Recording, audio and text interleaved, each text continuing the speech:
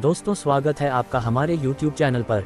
क्या आप जानते हैं अपने भारत देश में सबसे ज़्यादा ज़मीन किसके पास है? आज के वीडियो में हम बात करने वाले हैं भारत के सबसे बड़े ज़मींदार के बारे में।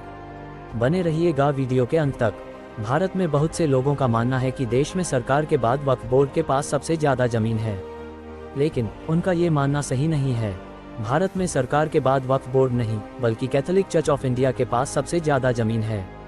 गवर्नमेंट लैंड इंफॉर्मेशन सिस्टम की वेबसाइट पर दिए गए आंकड़ों के मुताबिक फरवरी 2021 तक भारत सरकार के पास करीब 15,531 स्क्वायर किलोमीटर जमीन है। इन जमीन का उपयोग 51 मंत्रालय और 116 पब्लिक सेक्टर कंपनी कर रही हैं। वहीं कैथोलिक चर्च ऑफ इंडिया के पास देश भर में 7 करोड़ हेक्टेयर यानी 17 करोड़ एकड़ जमीन बताई जाती है। इन जमीनों पर स्कूल, कॉलेज व चर्च जैसे कई निर्माण हैं। इनकी कुल वैल्यू करीब 20,000 करोड़ रुपए है। कैथोलिक चर्च ऑफ इंडिया के पास देश के लगभग हर राज्य में संपत्ति है। ये गोवा से लेकर नॉर्थ ईस्ट के राज्यों तक फैली हुई हैं। कैथोलिक चर्च की गवर्निंग बॉडी CBCI है। यह ईसाइयों के सबसे बड़े धर्म गुरु पोप फ्रांसिस के अधीन है। 2012 तक ही कैथोलिक चर्च ऑफ इंडिया के पास देश में 2,457 हॉस्पिटल डिस्पेंसरी, 240 मेडिकल या नर्सिंग कॉलेज, 28 सामान्य college, 5 engineering college, 3,765 secondary school, 7,319 primary school और 3,187 नर्सरी स्कूल थे।